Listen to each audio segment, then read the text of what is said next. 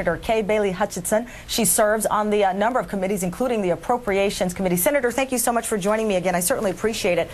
Let's talk about this vote. Let's talk about Hillary Clinton and this vote here. I'm hearing from Governor Pelosi as well as Senator John McCain advising other Republicans they need to get on with this. What do you think should happen here right now? What's your thoughts on objections so far? Oh, I think she should be confirmed, and she will be confirmed. She is an outstanding nominee for Secretary of State. I think that, by and large, we should give deference to the president because he needs the people around him that he trusts. Now, that won't always apply, but there is no reason not to support Hillary Clinton. She did very well in her hearings. She certainly has foreign policy experience, and I certainly intend to vote for her. Senator, what do you make of the back and forth, though? A Republican from your own state, Senator Cornyn, expressing concern, but then saying he would vote for her in the confirmation. Some are processing this as the Republicans just trying to have a voice and not appearing as if they are laying down for this new administration. What do you make of what's happening here? Well, I think he had exercised his right to ask questions, and he did. Every senator has that prerogative.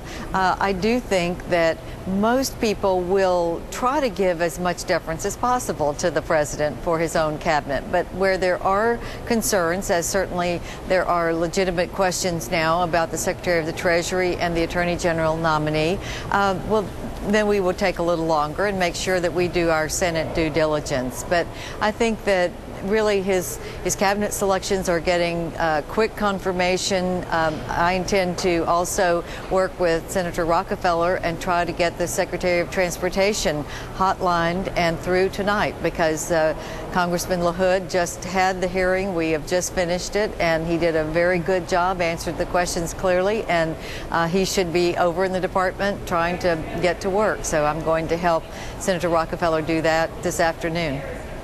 I believe this new administration is one confirmation behind the Bush administration, if you put dates to dates there. But I want to talk about Eric Holder. And according to the reports out there, you have Republicans who want him to answer whether he will prosecute those who took part in torture. Is that the big question lingering for Eric Holder?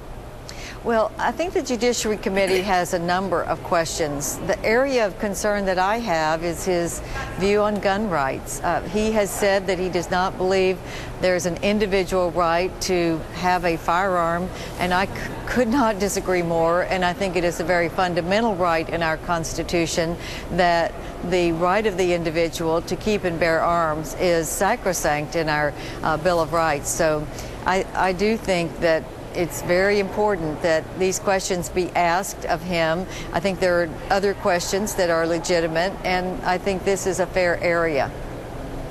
Will these questions extend to perhaps a blocking of his confirmation?